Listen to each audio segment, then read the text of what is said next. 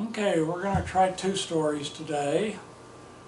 First one was about the time I shot my best friend's bird. Kind of on accident, but kind of just goofing off and being dumb.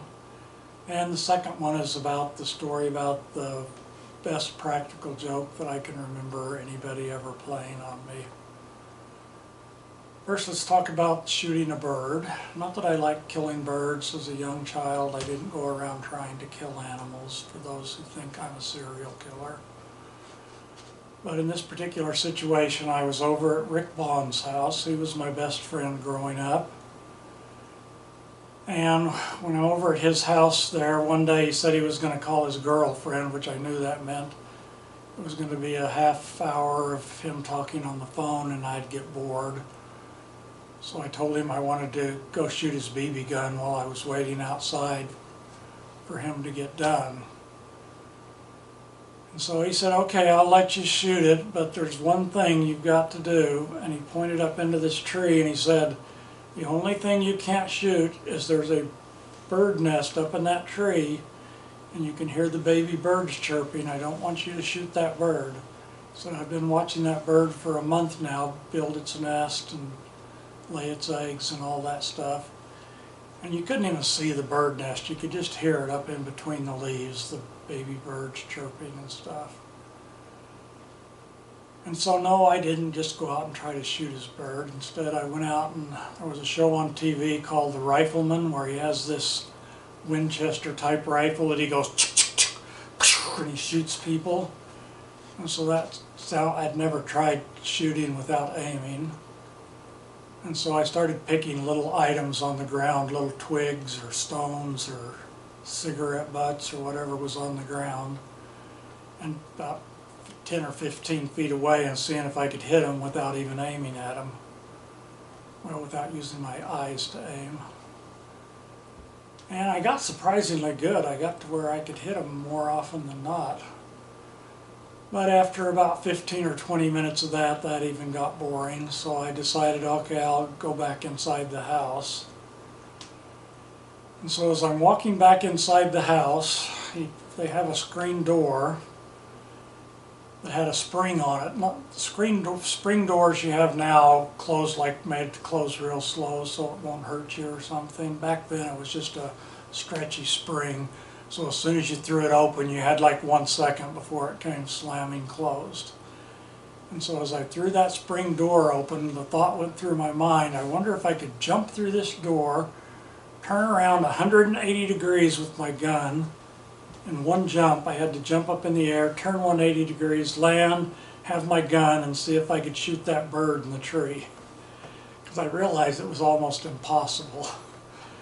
And so that's what I did. I threw the door open, I jumped in, did the 180-degree turn, grabbed the rifle, aimed up towards the tree and pulled the trigger, and all of a sudden I see this flutter, flutter, flutter, flutter, flutter all the way down from the tree that I'd shot the mother bird that my friend told me not to shoot. And it's kind of funny now, but it was really, I can remember going into him and trying to explain to him, knowing that he probably isn't going to believe me, my story of how it happened. I mean, what are the chances that I shot a bird without even being able to see it? And I only had one try and I was jumping through a door, but I swear on a stack of Bibles is the old expression that was a true story that happened to me. Second story was about the best practical joke that I can remember being played on me. And that is, I was at Scott and Gina's house, and there was this, I'd offered many times before if there was any trees they wanted me to saw down that I could use the chainsaw and cut down trees for them. And so the one year when I went out there, there was this one big tree that it was starting to lean towards, that it was going to fall on the play area where their kids, on the playground that we had built out there, and there was a play area for them to play on, and they were afraid that tree was going to fall on top of that play area. And so I told them, as long as you know how to cut the right angles on a tree, you can make the tree fall wherever you want to.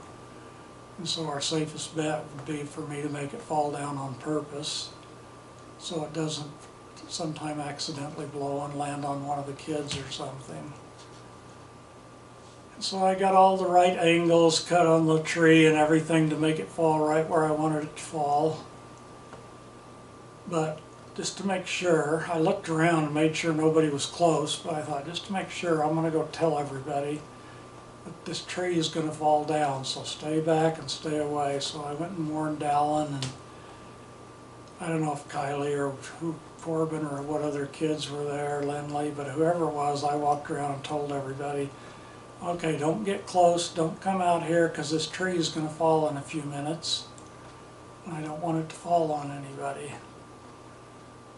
So sure enough, I go finish cutting it down, and the tree lands right where I wanted it to.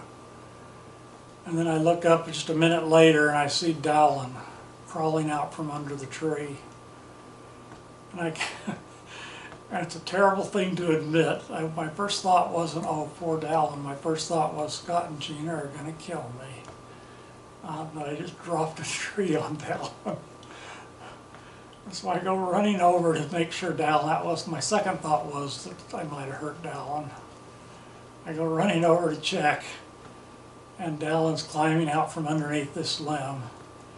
And like I said at the beginning, it was a practical joke. He waited till the tree fell, and then when I wasn't looking, he ran and climbed underneath it.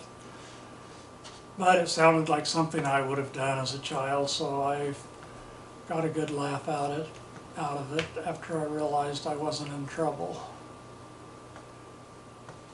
And let's tell one third story before I forget here. My story of my only A that I ever got in English at BYU. That I got straight A's in high school, and I got pretty much straight A's in college in everything other than English. And it seemed like the best I could ever do was get a B or a B plus. When I took my one English class that I took, we had to write, for our final exam was to write a short story, and that it would count like 70% of our grade or something. And so I got a good idea that I wanted to write about, but as usual in college, I wouldn't recommend this, and I kind of hate to admit it, but I was terrible about putting off major assignments like that till the last day. And so it wasn't until the night before that I decided, wow, I better start writing a story. Maybe that's why I only got B's in English. And so I started writing this story starts out and the whole world is black, just like the beginning of the earth. There's no light, there's no void, everything's just a plain darkness. And all of a sudden, the light is created and the whole world is lit up, and I see around me this beautiful green world where everything is just beautiful and green and the land's so wonderful. And then all of a sudden people start coming on the earth, and there's a white person and a black person and all these different colored people living on the earth. But the white person's all off by himself, and he sees all these other people at the other end of the world, and they're all kind of grouped together and everything. And so the white person decides that he doesn't want that, so he, as fast as he can, goes down there and starts breaking them up and trying to divide up their group. And eventually it becomes kind of violent. He starts killing off these other people one by one. Not only does he kill them off, but he throws them down these deep holes so that nobody can find the body. And so my story goes on, talking about killing off all these people, and at the end of the story, it's just the white person and the black person left in this world. And the story, I can't say ends there, there's a very funny ending, but the story about the beautiful world is the white person finally kills off the black person, throws him down a hole, and then the whole world goes dark again. And then the white person hears from above a voice that says, "That was a good game of pool, Bob." And then at that point you're supposed to realize that the whole game was about, or the whole story was about a game of billiards. It had nothing to do with people. Although you could make a lot of interesting analogies from it.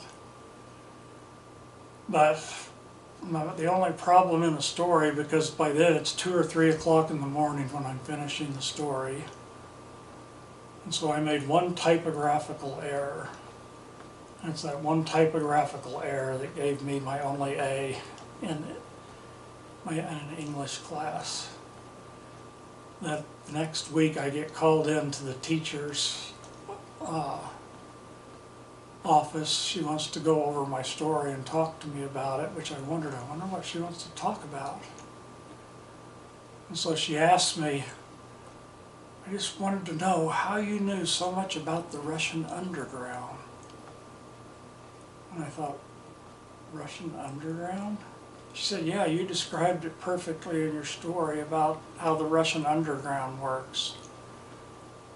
And I thought, wonder if I tell her the truth, what this story's really about, if I'm going to lose my only A I ever got in English. So I thought, no, surely she couldn't take away my A.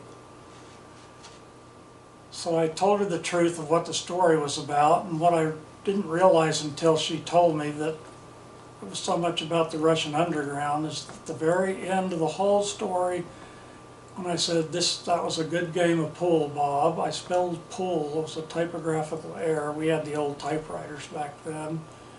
We didn't have autocorrection and stuff, and I'd spelled pool, P-O-L, instead of P-O-O-L. And P-O-L was the Russian word for the underground. Apparently my teacher had done a summer abroad or gone there for a year or something to Russia.